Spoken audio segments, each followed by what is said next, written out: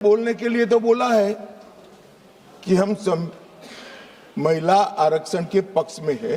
ये संविधान संशोधन जो आया है उसका हम स्वागत करते हैं, मगर उसको बारीकी से देखें तो इंडी अलायंस के सभी सदस्यों ने अगर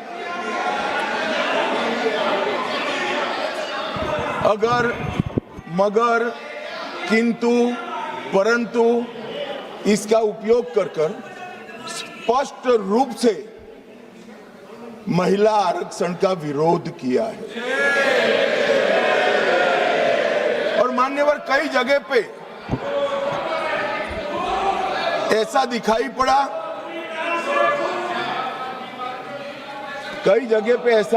पड़ा कि विरोध हमारे दृष्टिकोण की जगह हमारे इंप्लीमेंटेशन के तरीके पर है।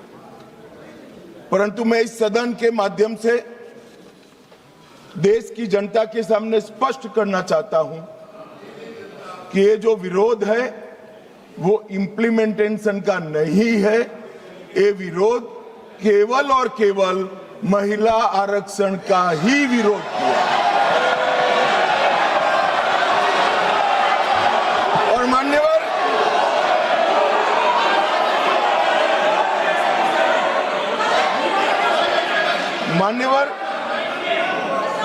मैं ये बात को जब बोलता हूं तब मेरी जिम्मेदारी बनती है कि इस सदन को इस बात से मैं कन्विंस करूं कि तरीकों का विरोध नहीं है, बिल के तत्व का, महिलाओं के आरक्षण का विरोध है। मान्यवर ये 3 विधेयकों में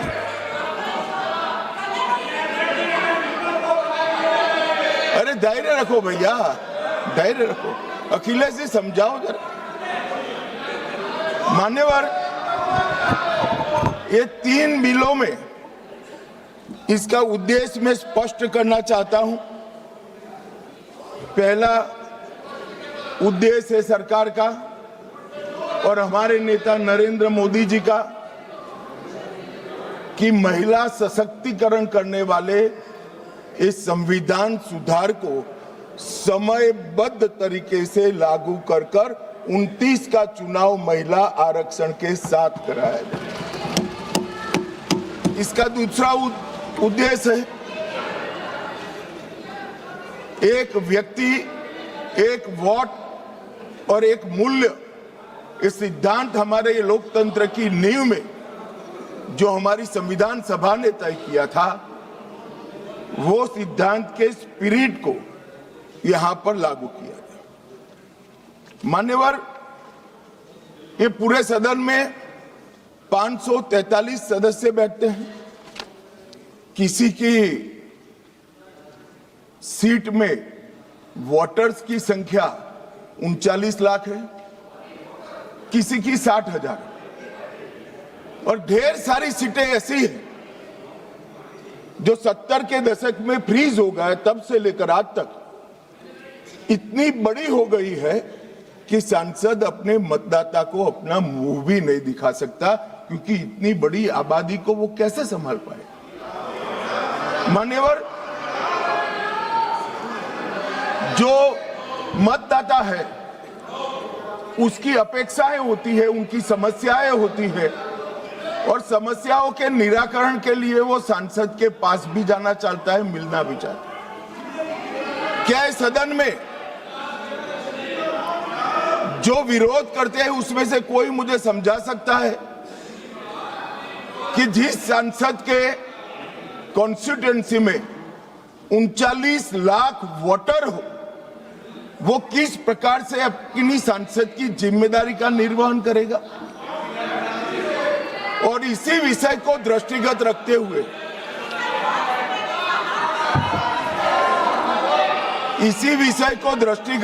हुए हमारे संविधान में समय समय पर परिसीमन का प्रावधान किया गया है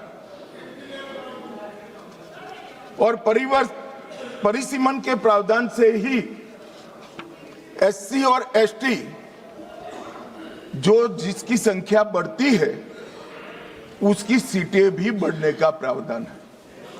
तो एक प्रकार से जो परिसीमन का विरोध कर रहे हैं वो एससी और एसटी सीटों की बढ़ोतरी का विरोध कर रहा है, वो ध्यान में रखिए।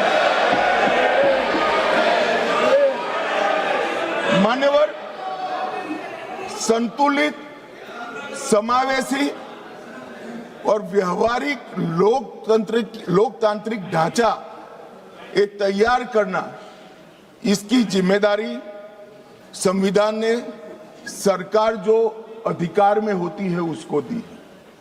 तो अभी ये जिम्मेदारी नरेंद्र मोदी जी की सरकार को दी गई है। उनको पसंद नहीं है, मगर ये तो देश की जनता निर्णय करती है। वो वंश परंपरागत नहीं होता है, वो लोग चुनकर भेजते हैं।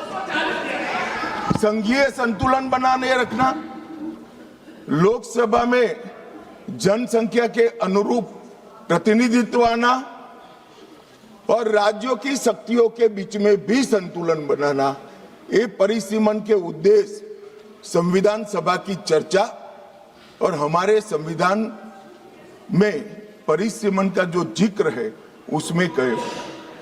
इसके साथ साथ नए भूगोल, प्रशासनिक वास्तविकताओं और शहरीकरण और रोड, रास्ते, रेल से बढ़ी हुई कनेक्टिविटी और नए जिले, ये सबका संज्ञान परिसीमन में लेना होता है, क्योंकि ये सारी चीजें सांसद को अपनी ड्यूटी का निर्वहन करने के लिए बहुत जरूरी है। मान्यवर, संविधान के अनुच्छेद 81, 82 और 170 इसके अंदर ये सारे सिद्धांतों को समाहित किया गया है और उसी के निर्वहन के लिए नरेंद्र मोदी जी के नेतृत्व में सरकार ये संवैधानिक सुधार लेकर आई। महिला सशक्तिकरण, समान प्रतिनिधित्व और संतुलित संघीय ढांचे का निर्माण करने की जिम्मेदारी के निर्वहन से ही आए।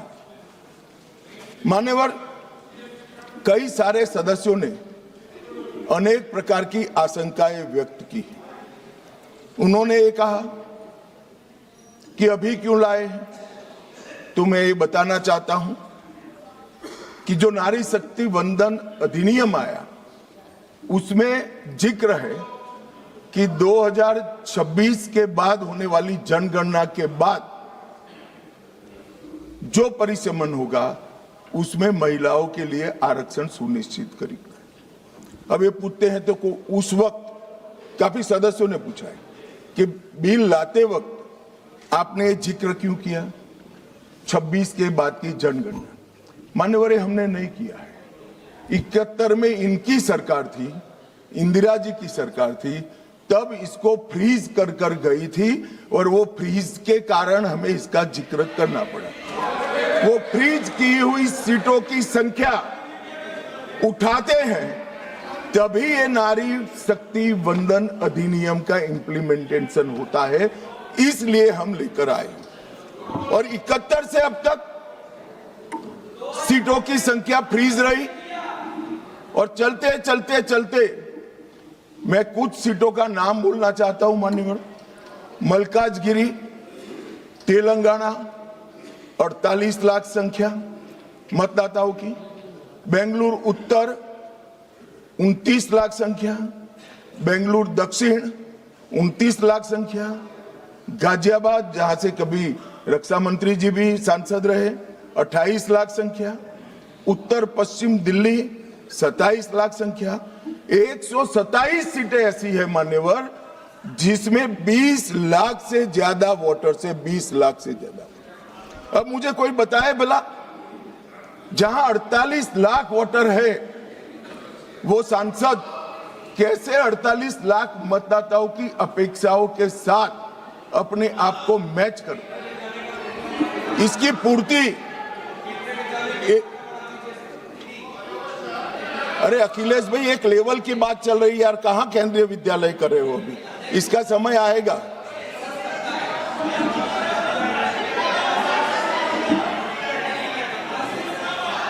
मान्यवर, इनकी बात कहने दो तो जरा स्तर मालूम पड़े। अध्यक्ष महोदय, जो आंकड़े बता रहे हैं माननीय मंत्री जी, हम केवल ये जानना चाहते हैं किस सेंसस के आधार पर ये जो आंकड़े बता रहे हैं, क्योंकि जो गाजियाबाद का आंकड़ा बताया जा रहा है वो बहुत कम बताया जा रहा है। आज की परिस्थिति में हो सकता है वो दुगना हो। मैं यही कह रहा हूं, ये पुराना है। मैं यही कह रहा हूं, अगर डिलिमिटेशन करने दोगे तो नया आ जाएगा और एक की जगह दो सीटें बन जाएगी। मान्यवर, उनको ये भी पता नहीं है कि वो अपने स्टैंड के पक्ष में आर्ग्यूमेंट दे रहे हैं या विपक्ष में दे रहे हैं। मान्यवर, 127 सीटें ऐसी हैं जहां 20 लाख से ज्यादा वोटर। अब इसमें एक व्यक्ति, एक मत और एक मूल्य, इस सिद्धांत का पूर्णतया उल्लंघन होता है। कहीं पर तो 45 लाख मतदाताओं के समूह को एक प्रतिनिधि मिला है और कहीं पर 6 लाख मतदाताओं के समूह को एक प्रतिनिधि मिला है। तो मत का मूल्य जो एक होना चाहिए वो नहीं हुआ है मान्यवर। और मैं विश्वास दिलाता हूं कि डिलिमिटेशन के लिए ये लोग सहयोग कर दे, हमें भरोसा करें और डिलिमिटेशन करने दे तो ये मूल्य एक समान हो जाए।